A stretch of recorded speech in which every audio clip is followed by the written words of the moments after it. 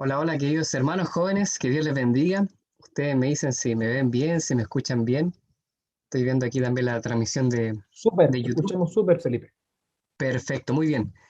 Un placer, queridos hermanos y jóvenes, estar con ustedes en este culto joven. Bueno, me presento, mi nombre es Felipe Palacios. Soy compañero de los chicos, ¿cierto? Estamos para apoyarles. Y yo soy de Santiago y soy de casa, yo soy de la Asociación Metropolitana. Yo soy originario de la Iglesia Alameda. Y bueno, también me estoy desarrollando como líder joven de acá del campo. Les recuerdo a todos, ¿cierto? Los jóvenes que están acá, que estamos desarrollando este año un club de líderes JA. Eh, Así que recuerden inscribirse, todavía hay algún tiempo. Si quieren inscribirse, pueden hablar con su coordinador de la zona o pueden hablar conmigo para que podamos hacer los arreglos para que ustedes puedan participar. Este lunes vamos a tener un taller muy importante para poder ir cumpliendo la primera parte de nuestra tarjeta JA. Así que los dejo invitados también a los jóvenes de la iglesia para que puedan inscribirse, puedan darse un tiempo para irse desarrollando en todo lo que es la preparación de ser buenos líderes jóvenes que la iglesia necesita, ya para poder incentivar y motivar a los jóvenes de nuestra iglesia.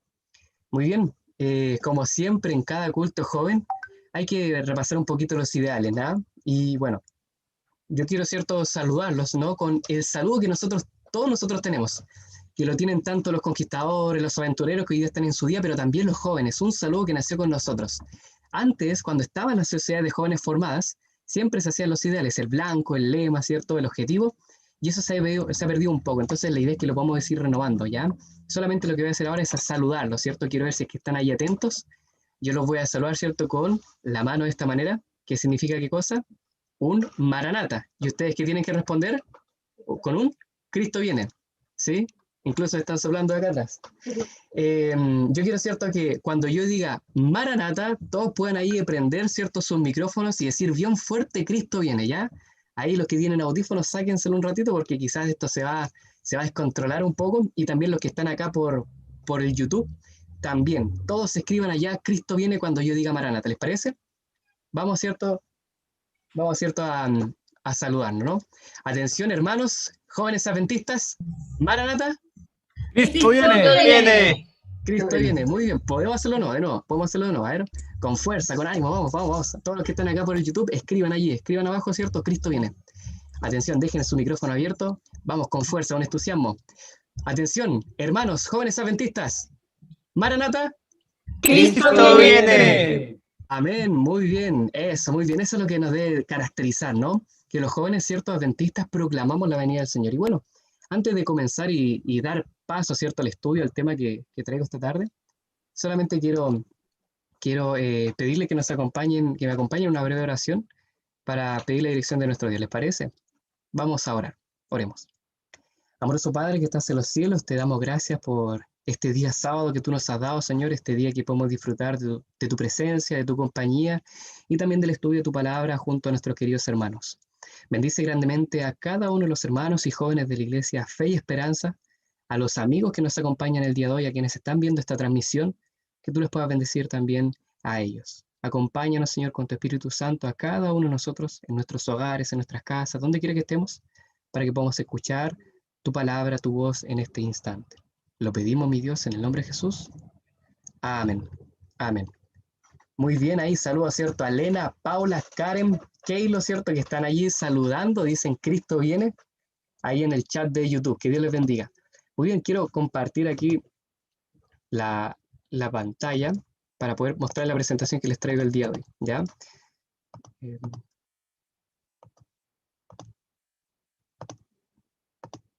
Muy bien, ahí ustedes ven la presentación. El tema del día de hoy, ¿cierto? Es Llegó nuestra hora, jóvenes. Ya un tema preparado con mucho cariño para ustedes. Espero que lo disfruten, espero que les guste, ¿ya? ¿Quién me puede, cierto, acompañar primero en este texto? Quiero pedirle a alguno de los chicos, no sé si está ahí alguno de mis compañeros, Daniel o Nicolás, o alguno de los jóvenes de nuestra iglesia que me puedan acompañar rápidamente en el texto, ¿cierto?, del día de hoy. Mateo capítulo 4, versículo 18 al 22. Por favor, lo pueden buscar en sus Biblias o allí también en la pantalla, por favor. Amén. Lo tengo. Dale, léelo, por favor, Nicolás. Ya. Dice así, pasando Jesús junto al mar de Galilea, vio a dos hermanos, Simón, llamado Pedro, y su hermano Andrés, que echaban la red en el mar, porque eran pescadores. Y les dijo, venid en pos de mí, y os haré pescadores de hombres. Ellos entonces, dejando al instante las redes, lo siguieron. Pasando de allí, vio a otros dos hermanos, Jacobo hijo de Zebedeo y su hermano Juan, en la barca con Zebedeo su padre, que remendaban sus redes, y los llamó. Ellos, dejando al instante la barca y a su padre, lo siguieron. Muy bien, muchas gracias, amigo. Acá nosotros vemos el llamado que Dios le hace a sus discípulos. Y es bien interesante, ¿no? Acá el texto siempre le da detalles bien ricos que nos pueden ayudar a comprender un poquito más los propósitos de Dios para la vida de las personas que aparecen allí en el texto, pero también para nosotros. Ya se dice que Jesús iba caminando por la orilla. Él, antes de esto, ¿cierto? Se había bautizado, había pasado 40 días orando, pidiéndole al Señor dirección. Y yo imagino que él también estaba pidiéndole al Señor ayuda, pidiéndole a su Padre ayuda para buscar y escoger a estos discípulos, ¿ya? Aquellas personas que iban a estar acompañándole en su ministerio, aquellas personas a quienes después les iba a delegar, le iba a dar cierto legado de su ministerio para que comenzaran lo que era la iglesia cristiana. Y Jesús va por la orilla, va por el lago de Galilea, ¿ya? Un lugar no muy agradable donde no cualquier persona va, ¿cierto? Porque era un lugar de trabajo, un lugar donde no había muy buen olor, por así decirlo, donde habían personas trabajando, ¿ya?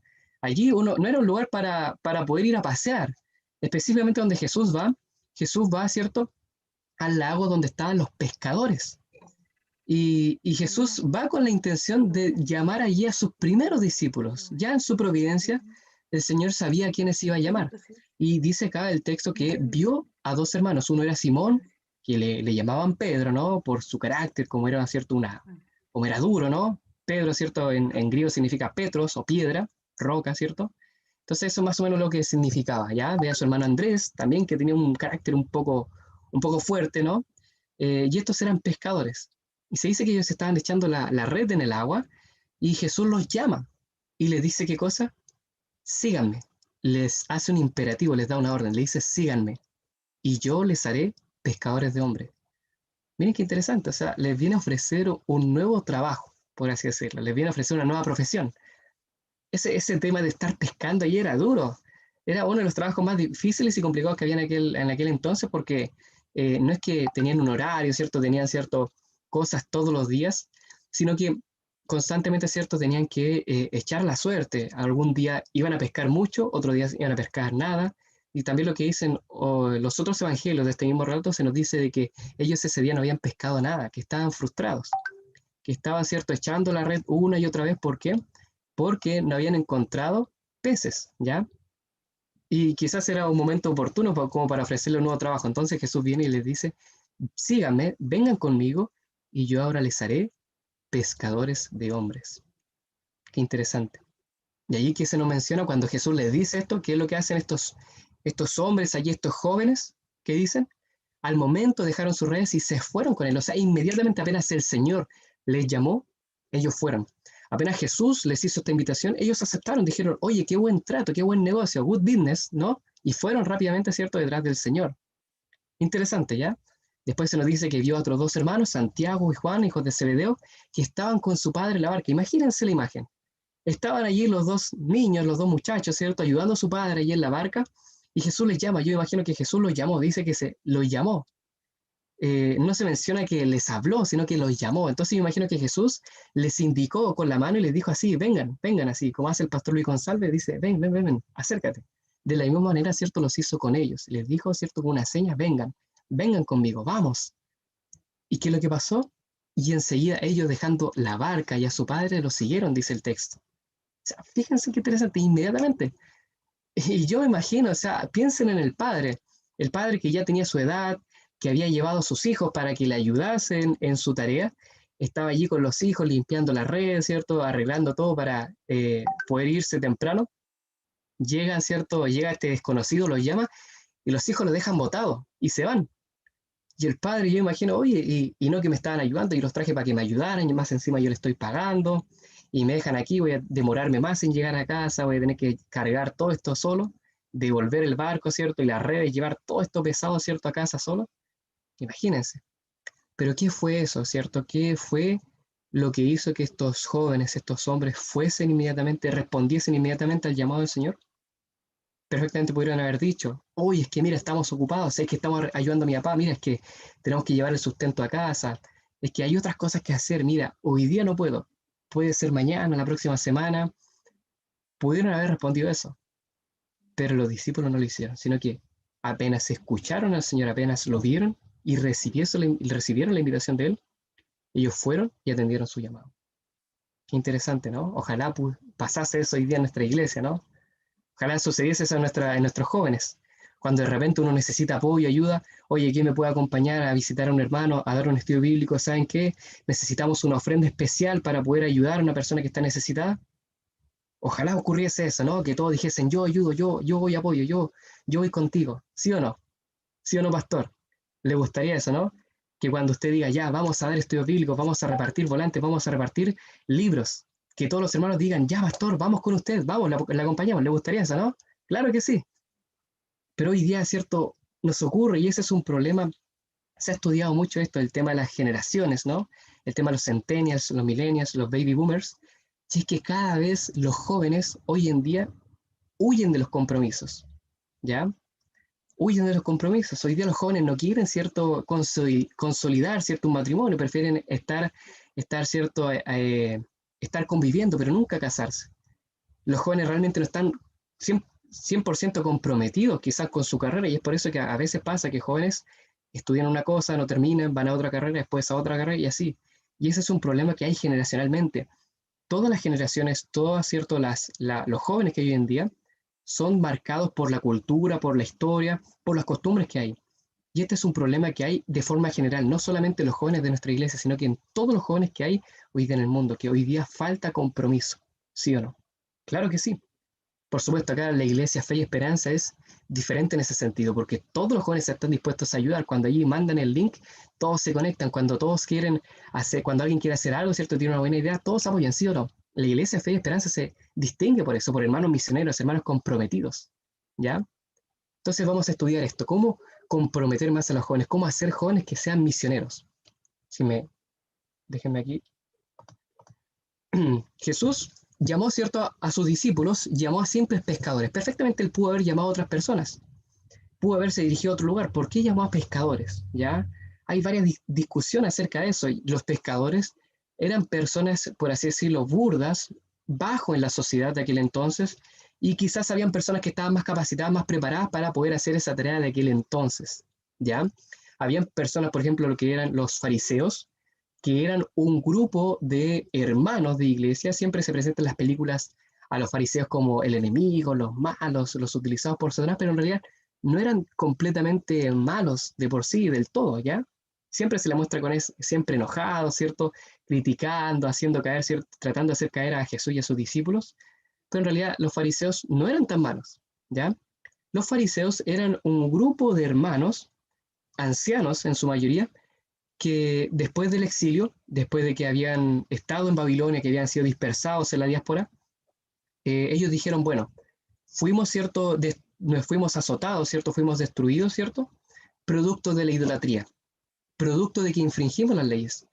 Entonces, ¿qué es lo que vamos a hacer para evitar que nos ocurra lo mismo que nos pasó cuando Babilonia vino y destruyó Jerusalén y todos tuvimos que irnos como esclavos, tuvimos que escapar por nuestras vidas? Vamos a hacer lo siguiente, vamos a nuevamente repasar las leyes y vamos a hacer leyes para evitar que el pueblo infrinja las leyes, ¿ya? Eran así como los policías de aquel entonces, aquellas personas que hacían cumplir la ley, ¿ya? Y era bueno el propósito que ellos tenían, que el pueblo, ¿cierto?, estuviese cerca de Dios, que no, ¿cierto?, que no, que no infringieran las reglas, ¿cierto?, de Dios y evitar que hubiese idolatría, que hubiesen, ¿cierto?, cosas extrañas dentro del pueblo de Dios, ¿sí? Ahí me comprende la idea, ¿ya? Entonces los fariseos tenían ese propósito. Habían hecho diferentes leyes, miles de leyes, ¿cierto?, para evitar de que el pueblo irrumpiera, ¿cierto?, quebrase estas leyes. Y ellos estaban constantemente aconsejando a la gente, se sabían la Torá, ¿cierto?, los libros del Antiguo Testamento de memoria, tenían que estudiarlo completamente. Entonces cuando uno quería preguntarles algo, oye, ¿cómo se hace este rito? ¿Qué trasfondo tiene esta ley? ¿O cómo evitar, ¿cierto?, infringir la ley de Dios? Ellos eran los primeros en dar esta respuesta. no eran malos del todo, eran personas muy inteligentes, personas que estudiaban la Biblia, personas que se destacaban en eso, o sea, personas, podríamos decirlo así, sin ninguna tacha. Ya el único problema que tenían ellos es que cumplían las leyes, todo eso, pero habían dejado un poco a Dios de lado, ¿ya? Pero tenían un buen propósito. Eran personas que estudiaban la Biblia bien preparados, eran los ancianos del pueblo. ¿Quiénes más estaban? Estaban los saduceos. Los saduceos eran los sacerdotes de aquel entonces que estaban dentro del linaje de Sadoc. Ya después de Aarón, ¿cierto? Después de que se terminó, por así decirlo, el linaje de Aarón, el hermano de Moisés, estaban los sadoquistas, por así decir. Ya los sadoquistas, que eran aquella otra familia, aquellos otros descendientes, por así decirlo, los sobrinos de la familia de Aarón, que estaban a cargo de hacer todos los rituales. Ellos eran los sacerdotes y entre la familia de los saduceos se iban pasando, ¿cierto? Las enseñanzas del templo, de que tenían que guardar los pactos, ¿cierto? De guardar todo lo que eran los ritos de aquel entonces. Y los saduceos eran los encargados de hacer los rituales, de preocuparse de la parte espiritual del pueblo. Y ellos en su sangre tenían cierto lineaje de Sadoc, ¿ya? Uno de los sacerdotes que había sido designado en el tiempo ya de David y el rey Salomón. Ya ellos eran perfectos, o sea, ellos tenían su casa bien cuidada, su tiempo completo tenía que estar en el templo, enseñarle a la gente, hacerle los rituales, ayudar, ¿cierto?, para que sus pecados fuesen perdonados. O sea, eran personas muy cabales, muy, muy, muy puras, por así decirlo, ¿ya? Porque vivían en el templo. Ellos se negaban, ¿cierto?, todas las cosas del mundo, no estaban en fiesta, nada de eso, sino que estaban todo el día paseando en el templo, haciendo las actividades, ¿cierto? Podríamos decir que son como, por así decirlo, los pastores o los diáconos de aquel entonces, ¿ya? Que entre familias se iban pasando, ¿cierto?, el cargo de estar trabajando dentro del templo, dentro del santuario. Ya eso eran los saduceos. Perfectamente Jesús los pudo haber llamado a ellos también, pero no lo hace. También en aquel entonces habían personas bien adineradas, bien doctas, bien inteligentes, por ejemplo, los príncipes. ¿Se acuerdan ustedes aquella oportunidad cuando aparece el joven rico? El joven rico tenía todo, prácticamente. Él guardaba la ley, había guardado todos los mandamientos. Desde pequeño se le había enseñado. Venía de una familia, por así decirlo, que creía en Dios y que tenían buenos recursos. No había ningún problema. Incluso Jesús en un momento le llama, le dice al joven rico, si ustedes leen en la historia, en el texto, le hace la invitación para que él también le siga. Ya el único problema que él tuvo es que como tenía tanta riqueza, le dolía dejar esa riqueza y repartirla entre la gente. Y por eso, cierto, rechazó la invitación del Señor. Pero en aquel entonces, cuando vino Jesús, también habían príncipes, también habían personas nobles, también habían personas educadas, de buen estatus, personas que quizás tenían trabajos mejor pagados, personas que eran bien inteligentes, que podían comprar porciones de las escrituras, que vivían una vida correcta, no necesariamente pagana, mundana, como a veces se nos muestra, ¿ya? Y perfectamente Jesús pudo haber llamado también a esos príncipes, también a esos nobles, a esas personas educadas, a esas personas que eran ricas dentro del pueblo de Dios. Pero ¿por qué no lo hace? ¿Por qué en vez de llamar a esas personas, cierto, que eran príncipes, personas ricas, personas educadas, nobles, a los sacerdotes, a los sadoquistas, a los saduceos, a los fariseos, a esas personas, ¿por qué en vez de eso llama a simples personas, pescadores de hombres, jóvenes, cierto? Incluso mujeres que eran prostitutas en su antigua vida pasada. ¿Por qué? Porque Jesús quería demostrar algo. ¿Y qué era? Que el Señor puede obrar con cualquier instrumento y que a veces pueden haber personas mucho más capacitadas que uno, pero si el Señor te llama a ti es porque el Señor confía en ti. El Señor Jesús sabía de que habían personas mejores preparadas, sabían que habían personas más educadas, sabía que habían personas que habían estudiado más la Biblia que sus discípulos. ¿Cuál era el problema? Que estas personas todavía tenían cosas en su corazón. Tenían, ¿cierto? Algunas cosas que no iban a dejar simplemente. En cambio, estos pescadores, estos hombres, estos jóvenes que aparecen acá, cuando Jesús los llama, inmediatamente ellos responden al llamado. Y sabía que si él iba a invitar, ¿cierto?, los sacerdotes, ellos les decían a decir que, mira, ¿sabes qué? Estamos muy ocupados en la hora del templo, no podemos ahora. Si invitaba, ¿cierto?, a los príncipes, a los nobles del pueblo, ellos le iban a responder a Jesús, mira, ¿sabes qué? Estamos muy ocupados, tengo que hacer un viaje muy importante, tengo que hacer un comercio por aquí, no puedo ayudarte. En cambio, estas personas que prácticamente no tenían nada, no tenían mucho que hacer, tenían, a pesar de que tenían necesidad, a pesar de que tenían que llevar el sustento a casa, a pesar de que tenían su trabajo, cuando Jesús llama a estos pescadores, llama a estos jóvenes, ellos inmediatamente van y responden al llamado de Jesús. Fíjense. Y es que el Señor quería enseñar esto, que Dios no llama a los más aptos o a los habilidosos, ¿cierto? Sino a los más dispuestos. A veces pasa, ¿no? Que quizás estoy hablando para un líder de iglesia, para un joven que ahora se le está dando un cargo recién.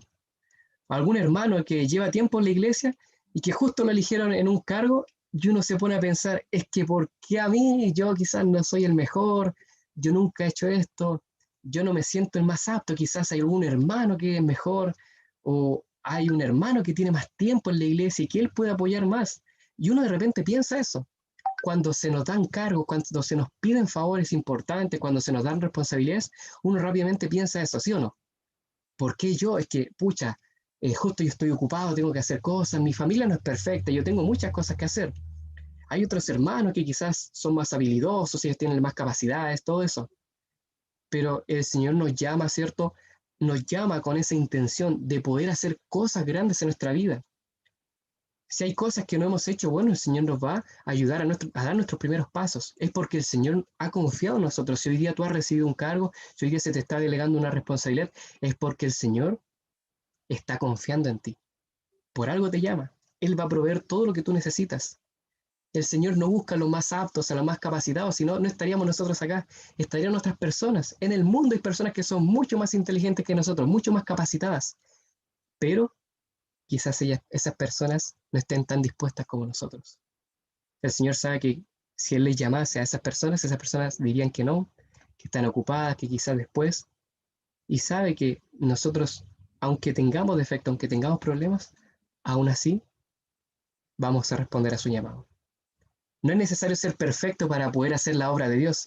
No es necesario ser el más capacitado, el más apto, el que tiene más experiencia, sino que tenemos que aprender algo, que Él, Dios, el Señor, Él capacita y perfecciona a los que se entregan completamente a Él. Si hoy día te falta algo, si hoy día no eres mejor en la técnica, tienes problemas, luchas con algo, ¿cierto? Que quizás te cuesta aprender, pídele al Señor. Y Él te va a capacitar, Él te va a enseñar. Si hoy día se te ha dado una gran responsabilidad y no quieres, por así decirlo, meter las patas, bueno, pídele al Señor que Él te ayude. Y Él te va a ayudar, ¿cierto? En esta preparación, en esta capacitación. Les quiero mostrar algo. Saben que Jesús y sus discípulos eran jóvenes. A veces no tenemos esa comprensión, pero Jesús y sus discípulos eran jóvenes, así como nosotros, como los jóvenes que estamos acá. Siempre se nos muestran estas imágenes de Jesús con sus discípulos, cada uno con su barba, pelo largo, ¿ya? Con sus familias, con sus hijos, pero en realidad no es así, ¿ya? Saben que acá en la tesis del pastor Yuan Moon, que él se estaba desempeñando hace unos años nada más como el director de, de jóvenes universitarios adventistas, de estudiantes universitarios adventistas, lo que nosotros conocemos como MUA, ahí en Estados Unidos, PCM, Public Campus Ministries. Él en su tesis de teología, cuando él terminó de estudiar allá en la Universidad de Andrews, ahí está la tesis, está pública, él propone y dice de que los discípulos de Jesús eran jóvenes, específicamente teenagers. Esa es la palabra que él ocupa. Ya aquí en su tesis, ¿cierto? Que dice Mentoring and Disciplining the Early Adolescence of the Kitchener Waterloo Seventh-day Adventist Church, que es un estudio que él hace, donde habla acerca de cómo liderar jóvenes. Ahí él toma una iglesia y da algunos patrones de cómo se muestra el liderazgo, cómo dar liderazgo en esa iglesia y cómo ponerlo en la práctica, también replicar en otros lugares. Él dice que los discípulos de Jesús también eran jóvenes. Y pónganse a pensar, ¿qué edad tenía más o menos Jesús cuando comenzó su ministerio?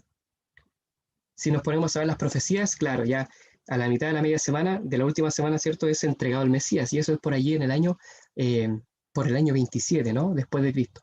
Ahora hay que comprender algo también, de que eh, hay un mal fechaje histórico respecto al nacimiento de Jesús. No existe el año cero, entonces hay una gran discusión ahí entre los historiadores. Entonces podríamos colocar el nacimiento de Jesús entre el año 1 y el año 3, ¿ya? Porque ahí hay un problema de fechaje, ¿ya? Podríamos decir que hoy día no estamos en el año 2021, sino que estamos en el año 2018 recién. Así que ya no estamos en el 2021, estamos atrás, ¿no? El mejor año fue el 2018. Eso es lo que dice acá Ji-Hwan Moon. Y él dice de que Jesús era el más adulto de todos sus discípulos. Más o menos esa edad, 27, 26 años, tenía, o 30 años dicen otros, ya dando ya la fecha última, ¿cierto? La edad más vieja. Tenía Jesús cuando fue crucificado. Ahora si le restamos 3 años, ¿cuánto más o menos? 26, 27, 25 años.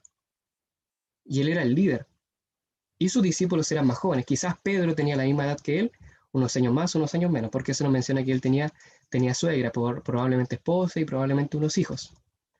Pero los otros discípulos, piensen, eran todos jóvenes, ¿ya? La mayoría de ellos eran jóvenes.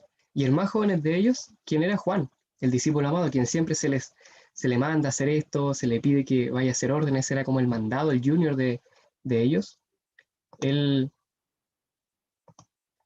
él tenía, cierto, ahí como dice muy bien Mario, 24 más o menos. Eh, Él tenía apenas unos 15 años. Juan apenas tenía unos 15, 16 años cuando era discípulo de Jesús, ¿ya? Y todos los demás discípulos tenían más o menos esa edad, entre 15 y 25 años, o sea, 20, 21, 18, 17, 23. Miren qué interesante, no sé si ustedes se hayan puesto a pensar en eso. Eran jóvenes como nosotros. Imagínense jóvenes, ustedes que tienen esa misma edad que están aquí. Si el Señor los llamase a ustedes a liderar la iglesia hoy en día, y que ustedes tuviesen que tomar los cargos, ustedes tuviesen que hacer toda la planificación, la organización, dar el mensaje, todo eso, ¿cómo estarían? Bueno, eso mismo les ocurrió a los discípulos. Y hay más cosas, miren, dentro de los evangelios se van relatando diferentes hechos, y ahí en la tesis del pastor Ji-Hwan Moon lo pueden ver. No tenemos mucho tiempo para ver eso ahora, pero quiero mostrarles esto. Creo que aquí en la siguiente diapositiva, aquí tengo una cita de él, ¿ya? Donde él va dando varias características de por qué, o justificaciones, argumentos, por qué los discípulos eran jóvenes, eran teenagers. Él dice teenagers, o sea, jóvenes, ¿cierto? De esa edad entre 15 y 20 años, ¿ya? Él menciona porque los discípulos todavía no tenían hijos, porque eran jóvenes, más o menos a los 20 años, ya los jóvenes eran adultos y ya se les buscaba una esposa, se les buscaba que tuviesen un trabajo. Estos discípulos recién estaban comenzando en el trabajo de la pesca, o sea, estaban entre los 18 y 19 años, ya porque no eran expertos del todo, y es por eso que vemos constantemente que tienen miedo al mar, de que tienen problemas con pescar, y eso era porque estaban recién iniciando. Acá el pastor Ji-Hwan Moon dice lo siguiente: además, el comportamiento de los discípulos es característico del comportamiento de los adolescentes, de los teenagers, dice él. Su naturaleza exagerada, necedad e inmadurez eran típicas de la adolescencia.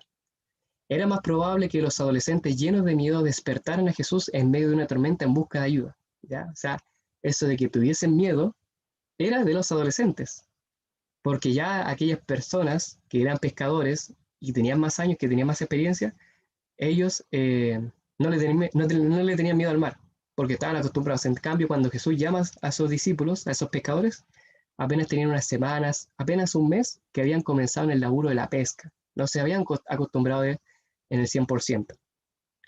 Y no pescadores experimentados y endurecidos por el trabajo, dice Ji-Hwan Moon. Una madre que le pregunta a Jesús cuál de sus hijos se sentaría a su diestra, es más probable que haya sido algo que una madre de jóvenes adolescentes haya hecho que una madre de hombres mayores y adultos. Y un grupo de adolescentes que discuten quién será el más grande en el reino de Jesús es algo de adolescentes, en lugar de un grupo de hombres mayores, o sea, de adultos. Miren qué interesante, ¿qué les parece lo que dice aquí el pastor Ji-Hwan Moon? Interesante, ¿eh?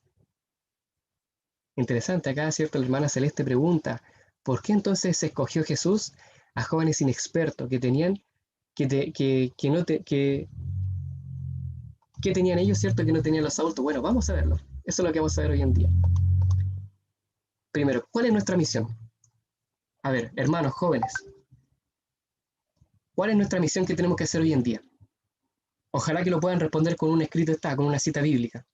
¿Cuál es la misión que tenemos que hacer hoy en día? Pueden escribir acá quienes están por YouTube, pueden escribirlo en el chat, yo lo estoy escuchando. Díganlo, pueden abrir su micrófono. ¿Cuál es la misión que tenemos que hacer? ¿En una simple frase o en una palabra o en un versículo? ¿Nuestra misión es bíblica? ¿Sí o no? ¿Qué dicen ustedes?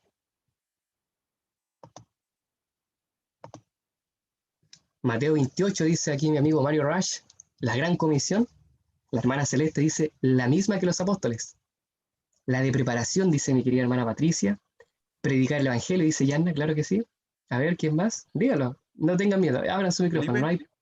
Sí, por favor. voy a leer Mateo 28, 16 al 20. Dice, pero los 11 discípulos se fueron a Galilea, al monte donde Jesús le había ordenado, y cuando le vieron, le adoraron, pero algunos dudaban.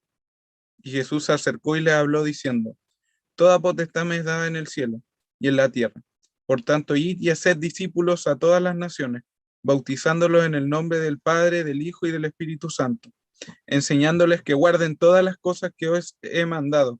Y aquí yo estoy con vosotros todos los días hasta el fin del mundo. Amén. Eso, muy bien.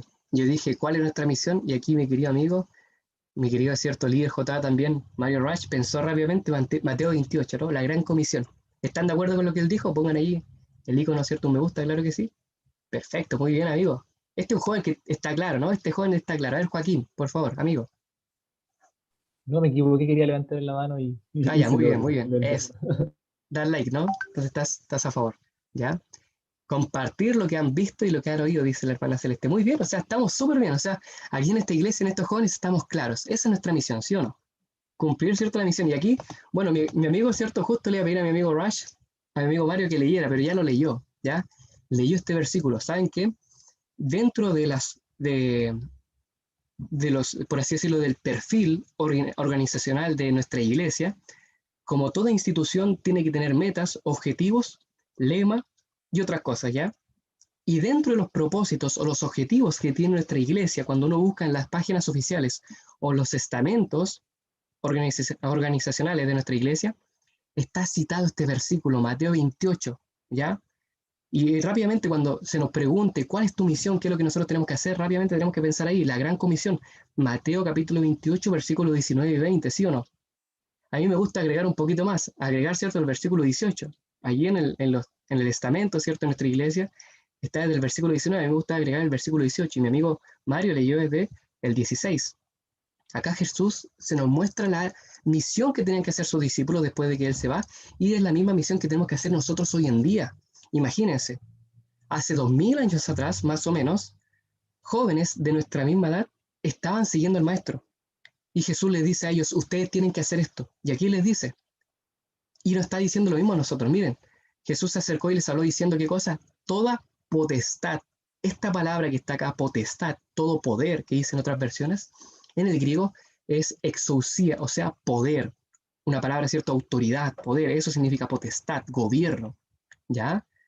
Toda potestad, poder me es dada en el cielo y en la tierra. Ahora Jesús, como había resucitado, iba a ascender al cielo, y después esta imagen se nos muestra ya en Apocalipsis, en el capítulo 4 en adelante, se nos muestra que el Cordero recibe el trono, recibe, ¿cierto?, el poder, la honra y la gloria, y también esta potestad para poder gobernar entre el cielo y la tierra, ¿no? Ya le había arrebatado el reino a Satanás, entonces ahora declara, y las primeras cosas que hace, ¿cierto?, es declararse como el rey.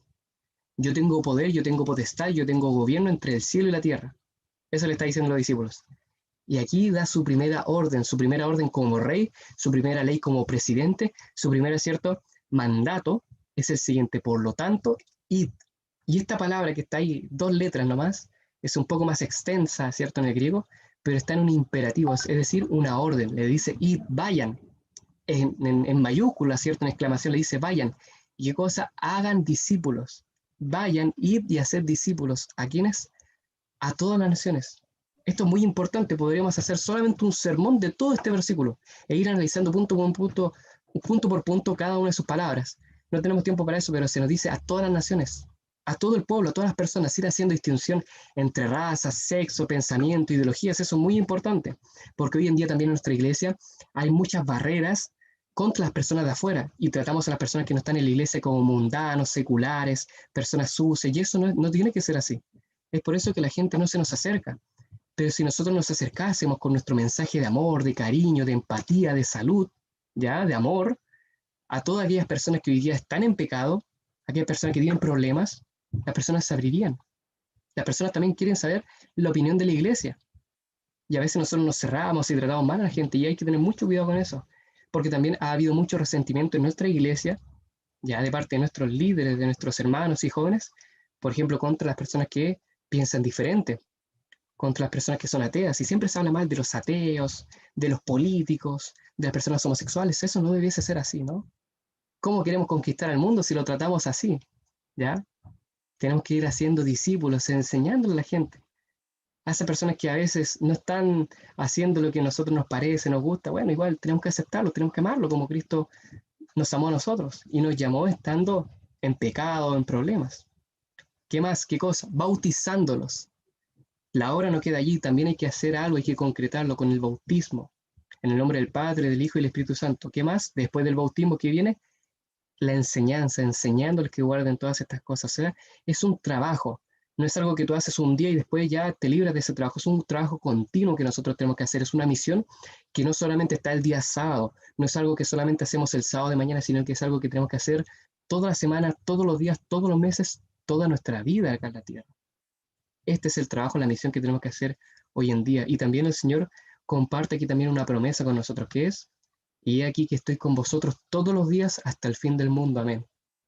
Fíjense, ahí la hermana Celeste preguntaba, ¿qué tenían estos discípulos, estas personas burdas, estas mujeres que eran prostitutas, estos pescadores, estas personas con carácter tan fuerte, tan pesados, que no tenían, cierto, las otras personas? Si lo ponemos en una balanza, ellos estaban en menos, estaban en lo bajo de la sociedad, estaban, cierto, en desventaja en cuanto a educación, en cuanto a dinero, recursos, todo eso. Pero ¿saben qué sí tenían? Tenían tiempo. Quizás no tenían las habilidades, pero sí tenían tiempo, sí tenían entrega, sí tenían compromiso. Otras personas tenían habilidades, otras personas tenían educación, otras personas conocían mejor la Biblia, pero no estaban dispuestas, no tenían tiempo, estaban muy ocupados.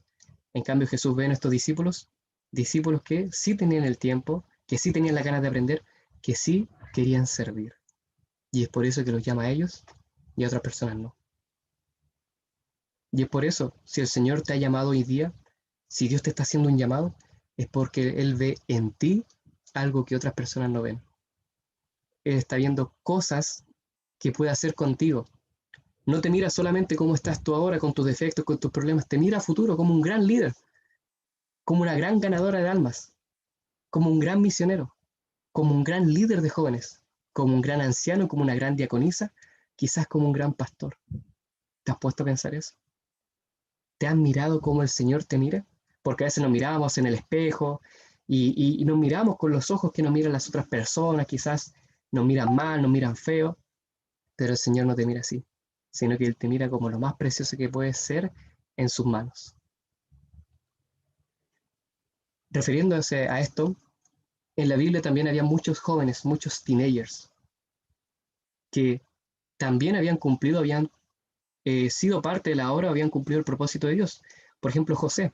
Cuando José llegó a Egipto apenas tenía unos 15, 16 años, mientras estaba en la cárcel, y después cuando es coronado como gobernador, apenas tenía unos 20 años.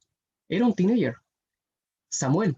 Samuel fue entregado apenas a los 8 años, ¿cierto? Más o menos por allí, cuando se le entrega, ¿cierto?, al sacerdote de aquel entonces para que aprendiese el oficio, y después cuando murió producto de la consecuencia, la causa de sus hijos, Leví, ¿cierto?, muere, y queda, ¿cierto?, eh, y queda Samuel, ¿cierto?, como sacerdote apenas a esa edad, más o menos a los 12, 10 años, imagínense. El rey David era un pastor de ovejas y a los 16 años él vence a Goliat, un jovencito que ni siquiera tenía la edad para ir a la guerra, para ir a la guerra. Los jóvenes apenas tenían 20 años, eran enviados a la guerra. Él ni siquiera tenía esa edad, era menor, era chico. Cuando se le coloca, cierto, la armadura a Saúl, le queda grande por lo mismo, porque era un pequeño, era un joven que apenas medía 1,50. Así que no mires tu estatura tampoco como un impedimento, o tus características físicas como un impedimento para cumplir la obra de Dios. Esta sierva, cierto, eh, de Naamán, aquella pequeña niña israelita que había sido tomada como esclava, a sus pequeños años, a pesar de que había sido tomado de su familia, a pesar de que había evidenciado la muerte quizás de sus padres, el horror de todo lo que hicieron las personas de aquel entonces, esta pequeña sierva, Tenamán, a su corta edad, predicó, ¿cierto?, del Señor, y también trajo sanación a esa casa donde ella estaba. Imagínense, jóvenes cumpliendo la misión, teenagers cumpliendo la misión. jóvenes como tú y como yo, jóvenes como nuestros adolescentes, como nuestros conquistadores, nuestros aventureros que hoy día están de aniversario, ¿no? Y a veces nosotros lo miramos en menos, no le damos el tiempo. En la junta decimos, no, es que si damos dinero ellos lo van a desperdiciar, ¿sí o no? Hay que confiar en los jóvenes, así como el Señor confió en ellos. Nosotros los líderes, los hermanos de iglesia con más experiencia también deben confiar en los jóvenes. Y en la historia también, hubieron hombres jóvenes que también se entregaron al Señor a muy pequeña edad. William Tyndale, aquí se le muestra a este caballero ya con su barba, pero William Tyndale cuando apenas tenía 20 años, él se fue a estudiar y él tenía un deseo profundo por conocer a Dios. Él se fue a estudiar teología en la Iglesia Católica y después estudió para ser sacerdote. No, yo no tenía ningún. No, yo voy a salir del closet para el otro lado, Pablo. Diego, yo no tenía ningún. Gracias. Entonces, William Tyndale, ¿cierto? A su corta edad de apenas unos 20 años, empezó a predicar. Lo poco que aprendía, él lo predicaba. Y él tenía el deseo en su corazón de leer la Biblia, pero en el idioma que él hablaba y compartir, ¿cierto? También la Biblia. Y que todas las personas, su lema era, ¿cierto? Que todas las personas, hasta la persona más burda, personas, ¿cierto? Príncipes, nobles, y hasta la persona más burda, como las personas que trabajan en el campo, cuidan animales, pudiesen tener una Biblia en su mano y pudiesen leerla. Ese era su lema, ese era, ¿cierto? Su objetivo. Y él le costó mucho, fue perseguido, fue expulsado, ¿cierto? Tratado como un hereje por la Iglesia Católica, y él después, ¿cierto? Pudo traducir él mismo, con su poco conocimiento que tenía, tradujo del hebreo y del griego, literalmente, directamente tradujo la Biblia al inglés. Y él hizo la primera traducción al inglés de la Biblia, y la empezó a vender.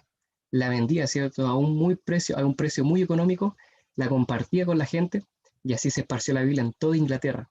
Y a él se le debe, ¿cierto? La Biblia, una de las primeras traducciones de la Biblia, la primera traducción de la Biblia en inglés. William Tyndale, que después, ya más o menos a los 30, 40 años, ¿cierto? Fue asesinado, fue torturado y tratado como un hereje. Ya, pero gracias a él, ¿cierto? Las personas de aquel entonces pudieron tener la Biblia. John Nelvin Andrews, uno de nuestros pioneros de la iglesia, él, cuando ocurrió todo este tema del chasco y del movimiento milerita, él apenas tenía unos 12, 14 años. Un día estaba en su casa junto a su hermano y toca la puerta. Toca la puerta y su hermano mayor va a atender y él recibe un folleto. Y él, como era un niño que estaba curioseando, ¿cierto? Quería saber qué es lo que decía este folleto. Y toma este folleto hablaba acerca de la segunda venida de Cristo. Y él era un niño que desde joven, ¿cierto? Desde pequeño se destacó en lo intelectual, era muy inteligente. Entonces él se leyó completamente, ¿cierto? Ese folleto y lo estudió con su propia Biblia. Y él convenció a su propia familia de que la venida de Cristo estaba pronta e incentivó para que su familia participase del chasco, de este movimiento. Ellos pensaban que Jesús iba a venir, pero obviamente no ocurrió. Entonces él después empezó a estudiar la Biblia, encontró otras personas que estudiaban la Biblia como él y después formó este grupo de adventistas, personas que esperaban la segunda venida de Cristo, que guardaban el sábado, y así él fue un gran aporte a nuestra iglesia en todo lo que era la enseñanza de la Biblia. Y después, a pesar de que había muerto su esposa prematuramente, él se fue como misionero a Suiza y fue el primer misionero enviado a tierras extranjeras de nuestra iglesia. Y allá predicó, dio su vida, incluso se enfermó. Sus hijos también fueron misioneros, perdió a uno de sus hijos también allá. Y en sus últimos momentos de vida, toma una carta, toma todo lo que tenía en el bolsillo, en el cajón, y eso lo coloca, ¿cierto?, en aquella carta y le dice a su hijo, mira, yo ahora voy a morir, pero quiero que este dinero tú lo envíes, ¿cierto?, a la iglesia y que ellos puedan hacer algo con esta iglesia. No era mucho dinero, pero está en sus últimos momentos de vida, él continúa aportando y ayudando a la predicación del Evangelio para nuestra iglesia. Imagínense, desde joven cumplió, ¿cierto?, ese propósito, desde joven tenía ese propósito en su corazón. Y así también los fundadores de nuestra iglesia en Chile, no sé si ustedes conocen esta historia, a estas personas que apenas tenemos fotos de ellos, que son Frederick Bishop y Thomas Davis. La iglesia acá en Chile se fundó ¿de qué manera? De la siguiente forma. Por allá, ¿cierto? En 1890 no había nada, pero nada de presencia adventista acá en el país. Hasta que llegaron estos dos jóvenes, que eran jóvenes que estudiaban teología allá en Estados Unidos, que eran colportores, pagaban sus estudios con colportaje, y no eran los mejores, por así decirlo, no eran los mejores, pero después de que escucharon de que acá en Sudamérica querían plantar obra, de que querían abrir cierta iglesia, ellos dijeron, oye, vamos. Se dijeron entre ellos, oye, ¿por qué no vamos? Vamos, ¿cierto?, a colportar. Y ese año que estaban a punto de comenzar los estudios, a punto de, ¿cierto?, de estudiar, hicieron una solicitud en la universidad y les pidieron que todo el dinero que ellos habían ingresado a la universidad se los devolviesen, retirasen todo ese dinero que tenían ya todo el año pagado, les había ido bien comportando, pero pidieron que les devolviesen todo el dinero. Con ese dinero compraron libros, compraron un pasaje en barco, ¿cierto?, hasta Chile. Dijeron, vamos a ir al otro lado del mundo. Y adivina a dónde llegaron. Llegaron a Chile. Escogieron a Chile, ¿cierto?, en el mapa. Estaba, ¿cierto?, al fin del mundo, y ellos llegaron, ¿cierto?, en un viaje de más de 60 días, donde en un momento, ¿cierto?, se quedaron sin alimento, donde la pasaron mal, quedaron varados, ¿cierto?, ahí en Panamá, los asaltaron, les robaron, pero después de 60 días llegaron acá a Chile, y adivina a dónde llegaron. Llegaron a Valparaíso, a la ciudad, ¿cierto?, de Valparaíso. Acá, ¿cierto?, ellos llegaron, ¿cierto?, con solamente un peso chileno. En aquel entonces tampoco valía mucho, entonces apenas llegaron se pusieron a colportar, por ahí por el Cerro La Victoria y Concepción, se pusieron a colportar y ahí pudieron vender algunos libros que estaban más encima en inglés. Llegaron a un país, a un lugar donde todavía no se hablaba el inglés, donde la gente tenía, el 70% no sabía leer, no sabía escribir, y la gente moría a muy temprana edad, apenas a los 40 años, por los trabajos difíciles, complicados que habían. Pero ellos llegaron y desde el primer día tuvieron éxito, pudieron vender un par de libros y juntaron 6 pesos y con eso pudieron pagar, ¿cierto?, el hotel, pagarse la comida y así. Y la idea era quedarse un año, solamente un año, pero después se quedaron más tiempo, se dividieron, uno fue al sur, otro fue al norte, y en 4 años ellos fundaron 9 iglesias en todo el territorio nacional. ¿Qué les parece? En solamente 4 años. 2 jóvenes, con un propósito, con un objetivo, predicar el Evangelio y poder abrir obra en ese país. Y gracias a eso, gracias a ellos, tenemos la iglesia hoy día en Chile. Y acá también este personaje que aparece acá es Víctor Toman, una persona que conocieron acá en Santiago, donde estamos nosotros. Conocieron, ¿cierto?, a un hijo de un carpintero, y él había tenido, ¿cierto?, un encuentro providencial con ellos, porque Víctor, 3 días antes de que se encontrasen allí en la Alameda, lo que nosotros conocemos ahora como la Alameda, él tuvo un sueño y vio a 2 personas, 2 hombres bien vestidos, con maletas, ¿cierto?, con libros, que estaban leyendo la Biblia en español y en inglés. Estaba leyendo específicamente el Salmo 93 o 96, si no me equivoco. Y él soñó eso.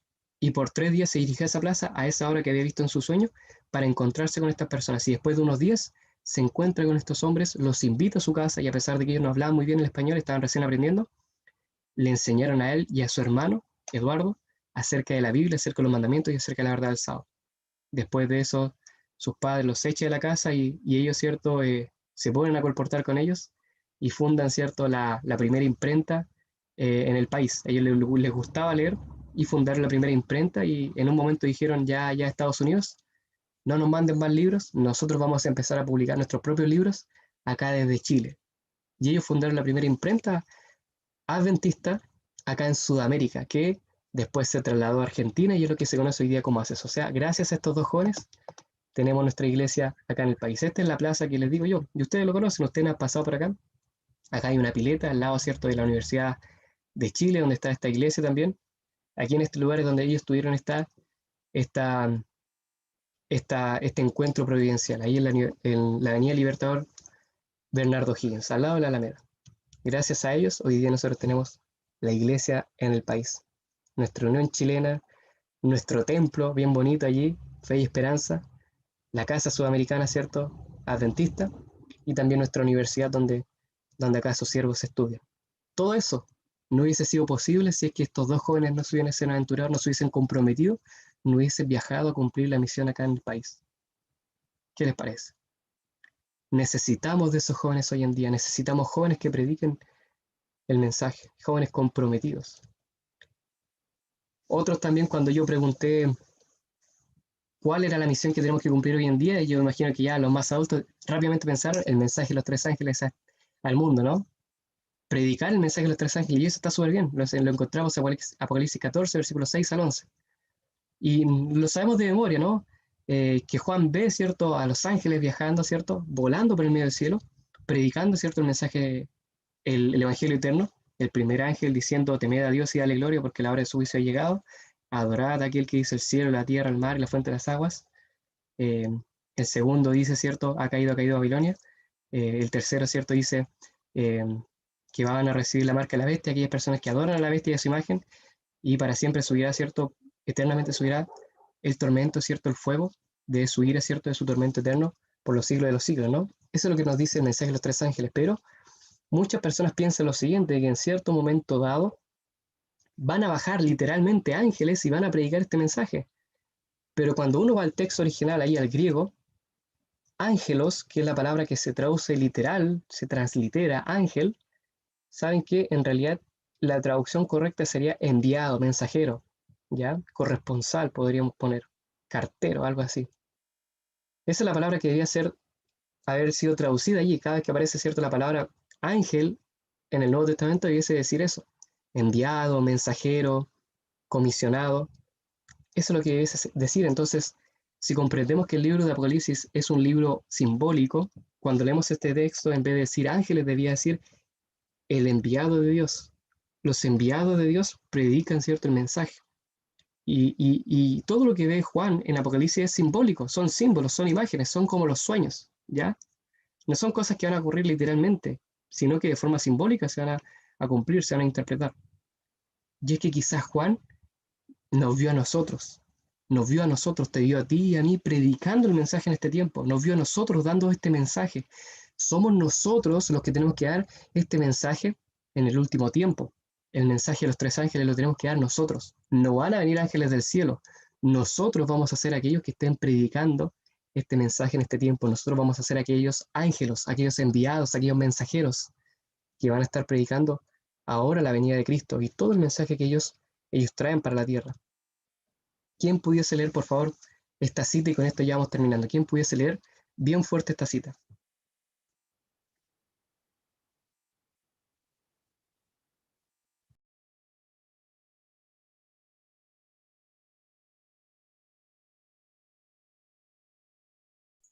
Yo lo leo. ¿Aló? ¿Me escucho? Dale, Seba. Vale. Léelo, por favor. Los jóvenes han sido comprados a un precio infinito, el de la misma sangre del Hijo de Dios. Consideren el sacrificio del Padre al permitir que su Hijo fuera inmolado. Consideren lo que Cristo abandonó cuando dejó a los atrios celestiales y el trono real para dar su vida como sacrificio diario por los hombres. Sufrió reproches y abusos, soportó todo el insulto y la burla que los hombres malvados pudieron acumular sobre él. Y cuando terminó su ministerio terrenal, sufrió la muerte de cruz. Consideren sus sufrimientos en la cruz, los clavos con que le atravesaron las manos y los pies, la mofa y el vituperio por parte de quienes vino a salvar, el ocultamiento del rostro de su Padre. Pero mediante de todo esto, Cristo hizo posible que todos los que quieran lleguen a poseer la vida que se mide con la vida de Dios. Muchas gracias, Seba. Acá la hermana Ellen White en el libro Mensaje para los jóvenes nos decía la solución. Si hoy día tenemos el problema de jóvenes no comprometidos, jóvenes que no quieren cumplir la misión, y ha pasado a veces, yo invito a jóvenes a participar en diferentes proyectos, no, que yo no sirvo para esto, no, es que prefiero quedarme en casa, ¿sí o no? A veces pasa, y es un problema que tenemos. ¿Cuál es la solución? Llevar a que los jóvenes consideren, que piensen, que recuerden que han sido comprados con un precio infinito, que el mismo Señor murió por ellos, de que Él hizo un sacrificio, que Él fue humillado, todo lo que Él tuvo que pasar, que Él dejó su trono, dejó todo eso allá en el cielo y vino a esta tierra a sufrir reproches, abusos, ¿cierto? Los insultos, la humillación, la deshonra, todo eso. ¿Por qué? Por nosotros. Murió para darnos la salvación. Cuando uno comprende eso y cuando uno se pone a considerar cuánto el Señor nos ama, cuánto Él ha hecho por nosotros, o sea, nosotros quedamos conmovidos, ¿no?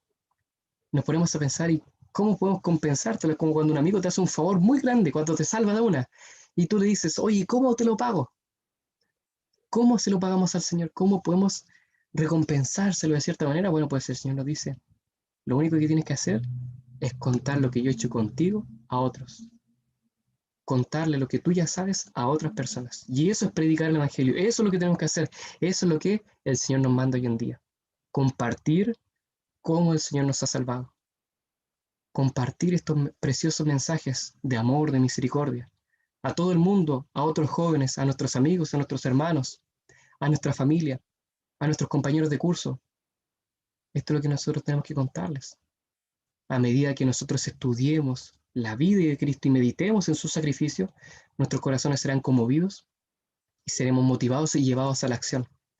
Es imposible de que nosotros incentivemos a nuestros hermanos, a nuestros jóvenes, a hacer algo si primero ellos no comprenden por qué lo están haciendo, por quién lo están haciendo, quién es el que les ordena hacer esto. Pero cuando comprenden que es el Señor mismo quien les da la orden, quien les dice, cumple la misión, quien les da la gran comisión, allí los jóvenes responden. Allí los jóvenes, ¿cierto?, van a la acción. Esto es lo que nosotros tenemos que hacer. Yo ahora me encuentro haciendo mi tesis. Mi tesis es una tesis práctica acerca del compromiso misionero de los hermanos de iglesia. Lamentablemente, del 100% de la iglesia que nosotros tenemos, solamente el 5 o más o menos el 10% de nuestra iglesia está realmente comprometida con la misión. Y el resto de los hermanos no tienen tiempo, no se sienten capacitados, o dicen que cumplen la misión haciendo ciertas cosas, pero eso en realidad no es cumplir la misión. Ha ocurrido mucho eso de influencer, de compartir a través de redes sociales, está bien, pero a veces no se cumple la misión, como aparece ahí en Mateo 28, se cumple la misión, pero a medias, y eso no rige, no cumple. Solamente ese rango entre el 5 y el 10% son los hermanos que están comprometidos con la misión hoy en día en nuestra iglesia. Aquí hay hermanos que son misioneros, que dan estudios bíblicos, que predican, jóvenes, ¿cierto? Y hermanos que están siempre dispuestos a trabajar y hacer proyectos, incentivar a sus amigos, hermanos, personas de que participen en la iglesia y puedan convertirse, puedan ganar almas. ¿Y el resto? Aquellas iglesias que son ganadoras, aquellas iglesias que crecen, que cada ciertos años van fundando una nueva iglesia, que mandan misioneros a los campos que nosotros tenemos en el mundo.